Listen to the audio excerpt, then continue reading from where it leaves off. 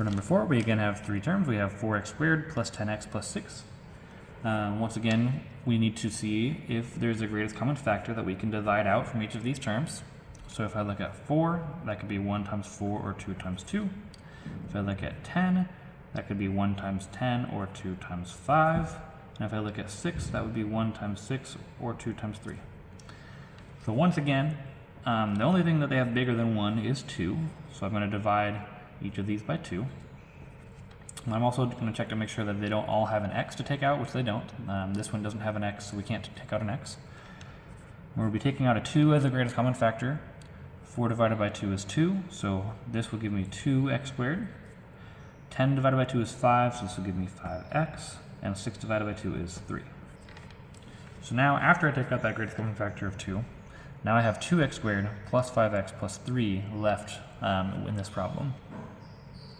So here, we still have a number in front of the x squared. We can still get our pieces out. We need to have 2 of the x squareds this time instead of just the 1. So 2 x squareds. And now we need 5 x's. So 1, 2, 3, 4, 5, and then 3 positive 1s. Just 3. Okay. So now that I need to arrange these into a rectangle, the x squareds, now I have 2 of them. I don't just have 1. So I need to either have them like this, or I could have them like this. I need to arrange them so that way there's not going to be any empty space. So I can't put them like this, leaving empty space, but I can put them next to each other or on top of each other, either way. And then to put the x's, on the bottom, it's just like normal. We can put x's below. But on the side, I can't just put 1x because that leaves empty space right here. So anytime I'm going to have x's on the side, I'm going to need to have 2 of these x's. So to start with, we can put 2 x's on the side here and 1 below. That'll give me enough room for 1 of those squares. Let's see. If I can put another 2 x's on the side here. Right, because I don't have any empty space there, and then I can fill this in with that 1. But that doesn't quite work. So let's see what happens if instead of adding these 2 to the side, if I add them down below. Okay, so now I fill these in, fill in the 1s, and there we have it. We have used all of our pieces, and we have no empty space, and no pieces left over.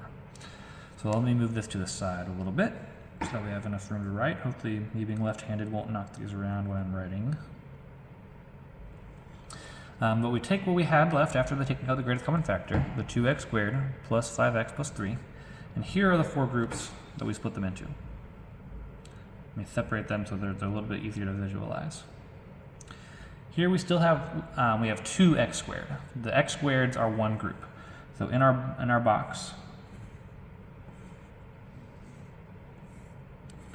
we have 2x squared in the top left.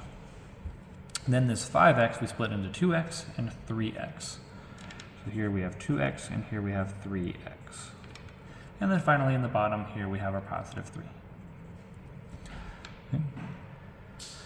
Okay.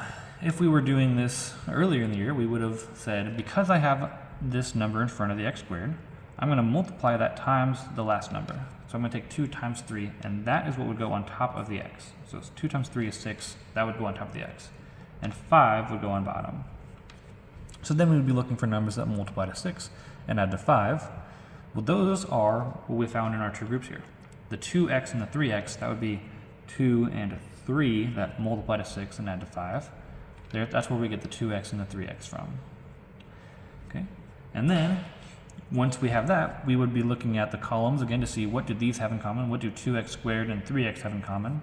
Over here, 2x squared and 3x, those would get an x above it for a rectangle. Again, if we're measuring how long it is, we're going to put an x above it. So the 2x squared and the 3x, they have an x in common, or if we're using the tiles, this would get an x above it. The 2x and the 3, 2x and 3, they would get just a 1. The only thing that 2 and 3 have in common is 1. So one of the factors is going to be x plus 1. Going the other way, 2x squared and 2x, You may be able to see what they have in common already, but if we use the tiles, we could see next to these x squareds, we should have two x's, 2 x's. So this is what they have in common is 2x. They both have a 2 and they both have x. So they have 2x in common right here. And then next to each of these x's, we would put 1s, or like we would have done earlier, 3x and 3 have 3 in common. So that makes another one of our factors 2x plus 3. And then once again, don't forget that our greatest common factor of 2 needs to be brought down into our answer.